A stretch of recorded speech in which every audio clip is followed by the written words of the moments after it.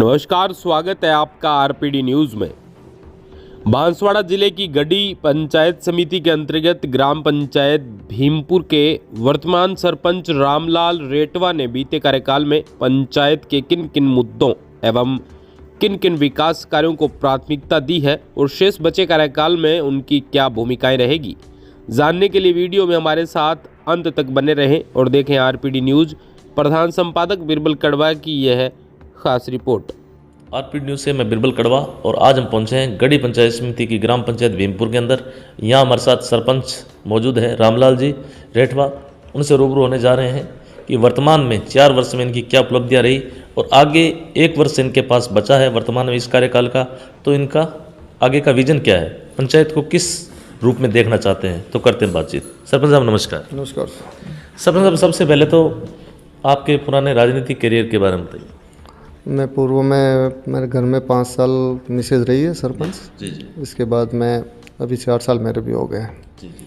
तो कुल मिला के ये कह सकते हैं कि दूसरी बार या 9 सालों से सरपंच। पूर्व मेरे इस ग्राम पंचायत आसन में थे, जी जी वहाँ से हम टूट के भीमपुर में डाला, लेकिन भीमपुर में लोग बढ़िया हैं और काम भी मेरे बढ़िया हुआ है। बीजेपी की सरकार थी, जितमल जी का भी बहुत सहयोग रहा हमारे पूर्व में 5 साल में, और अभी तो कांग्रेस की सरकार थी इसलिए बजट कम ही आया 4 साल में। जी जी। फिर भी एमपी साहब से ने बजट हमको मिला थोड़ा, तो उनके किया है, क्योंकि राज्य सरकार ने किस्तें भी हमारा रोक रखी है, 2-3 किस्त वो आए नहीं।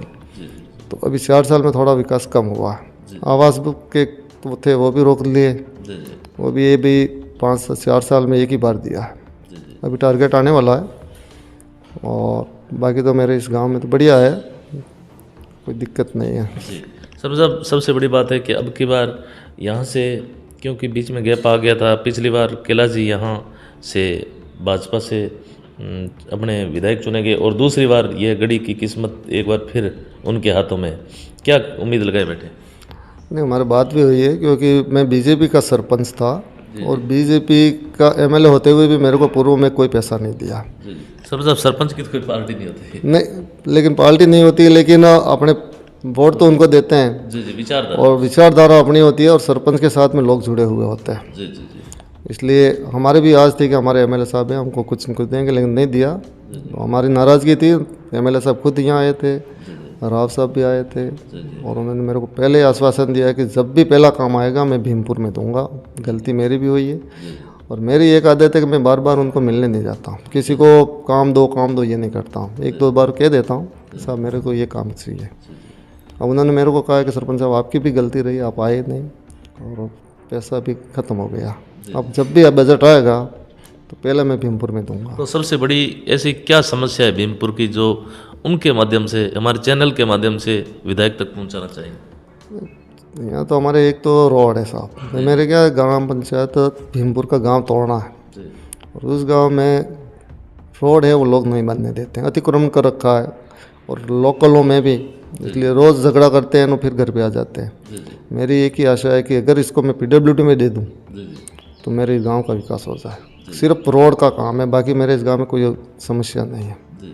अतिक्रमण हटवाना चाहते हैं, लेकिन लोग है कि अतिक्रमण कर रखा है, तो समझाइश बुझाइश से काम नहीं चल रहा है। नहीं करते हैं साहब, समझाइश करते भी हैं, सुबह करो न रात को बंद तोड़ देते हैं। मैंने 2 बार रोड बना दिया और उन्होंने तोड़ दिया।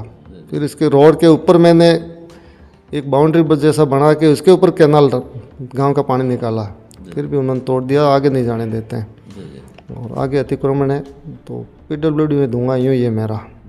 कुल मिला के जब तक गांव के लोग सहयोग नहीं करें साहब, तो गांव का विकास में कहीं न कहीं अड़चन आती है। गांव के लोग तो विपक्ष में तो रहते ही हैं साहब और अड़चन तो करते ही हैं। जी जी। सबको अपन खुश नहीं कर सकते जी जी।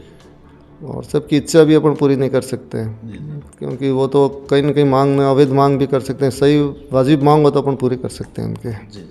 अगर भीमपुर की अगर बात करें तो मुख्य नेशनल हाईवे से जुड़ा हुआ है, उदयपुर अपने स्टेट हाईवे ये जा रहा है, तो क्या कहना चाहेंगे, किस प्रकार की डिमांडेशन है, हॉस्पिटल वगैरह की क्या व्यवस्था है, क्योंकि आए दिन कोई न कोई दुर्घटना हो रहती है? मेरे वहाँ हॉस्पिटल में तो बढ़िया है, डॉक्टर भी है, नर्स भी है, लेकिन हॉस्पिटल में रहने के लिए उनके डॉक्टर के कमरे नहीं हैं, वो पुराने हो गए हैं, जर्जर हो गए हैं, तो उनको भी हमने लिख के दिया, डॉक्टर ने भी लिख के दिया।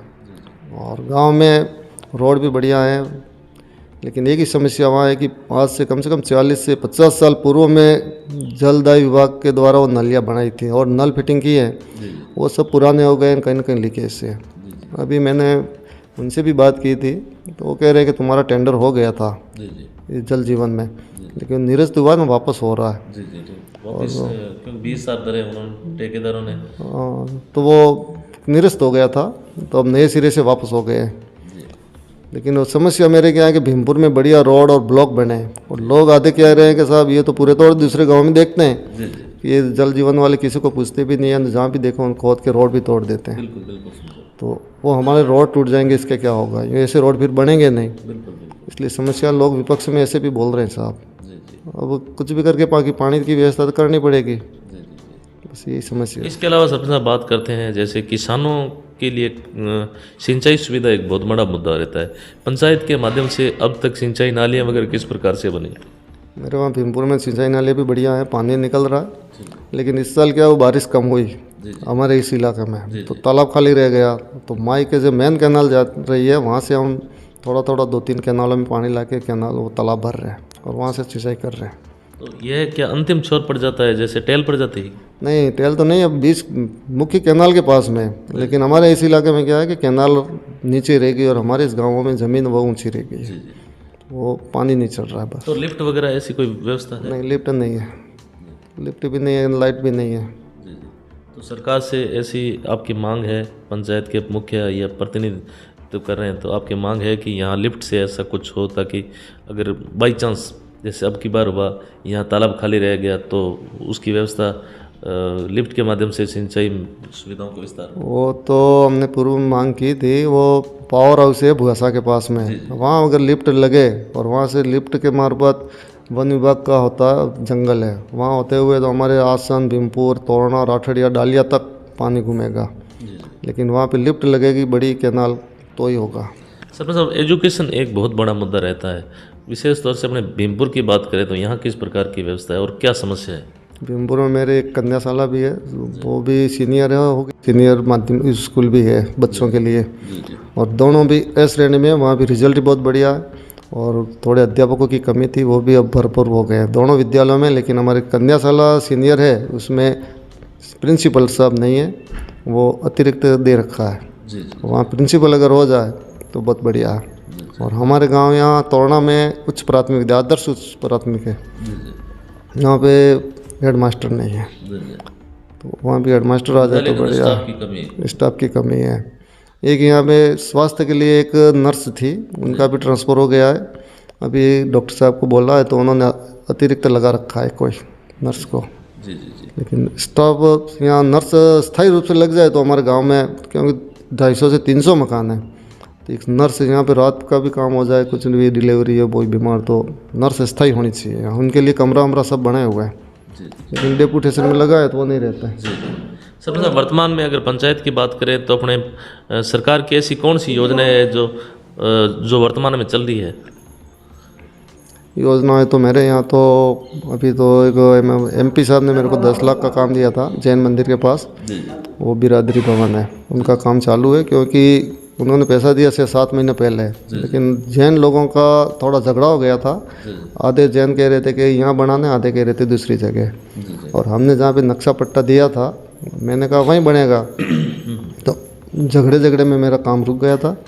अभी मैंने काम रुकवा दिया, CO साहब भी आए थे 2 बार, उन्होंने भी देख लिया, और मैंने गुजरात से रेती मंगवाई है और काम अभी चालू है, लेंटर तक आ गया है। और उन्होंने मेरे को 28 तारीख दे रखी है, 28 फरवरी को काम चाहिए। मैंने कहा सर मैं 20 तारीख को आपको धाबा भर के दे दूँगा, कंप्लीट करके, अंदर का काम थोड़ा रह जाएगा, और काम मेरा चालू है।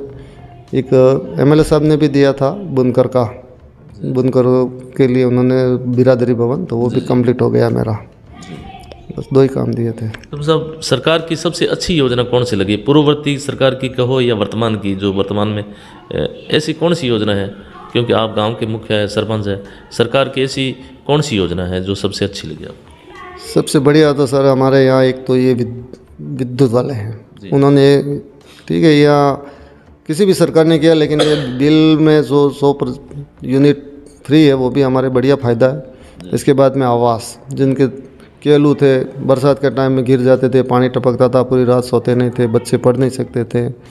और केलू में कहीं भी इलेक्ट्रिक का भी दिक्कत थी, कहीं भी घटना हो सकती थी। तो पक्के मकान बन गए हैं, तो सब अभी सुखी है। हमारे यहाँ कम से कम 400 से 500 मकान बन गए मेरी पंचायत में, और सबकी पंचायतें थोड़ी बहुत रह गई है, तो बजट आने वाला है। इसके बाद चिरंजीवी योजना को लेके क्या कहना चाहेंगे? अब इसका नाम बदल दिया। उसने भी बढ़िया है साहब, चिरंजीवी में फ्री में दवाइयाँ मिल रही हैं। हालांकि लोग हमारे इस इलाके में क्या है कि गवर्नमेंट हॉस्पिटलों में बहुत कम ही जाते हैं, उनको पता नहीं क्या है, वो कोई न कोई प्राइवेट हॉस्पिटलों में नहीं चले जाते हैं। लेकिन चिरंजीवी में बड़े बड़े कोई ऑपरेशन हो या कोई बड़ी बीमारी हो तो फ्री में हो जाता है, इनके लिए भी ये बढ़िया है।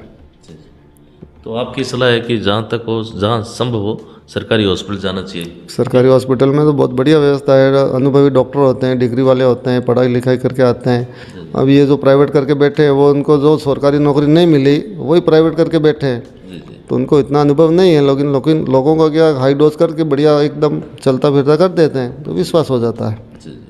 अंत में क्या संदेश देना चाहेंगे अपने क्षेत्र की जनता को, क्योंकि दूसरी बार आपको गांव के लोगों ने सरपंच चुना और आप काम करवा रहे हैं, क्या मैसेज देना चाहेंगे?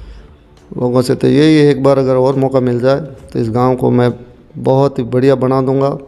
सिर्फ मेरा एक रोड की कमी है, बाकी सिंचाई की नालियों के लिए को, या और कोई विद्यालय में को, हॉस्पिटलों में को, या पुलिस चौकी में, कहीं भी मैंने बढ़िया काम करवा दिए हैं। और जल जीवन मिशन का एक है, वही है, तो मेरे इस गांव में अभी काम चालू है। 3 बोर खोद दिए हैं, लेकिन पानी की थोड़ी समस्या हो रही है।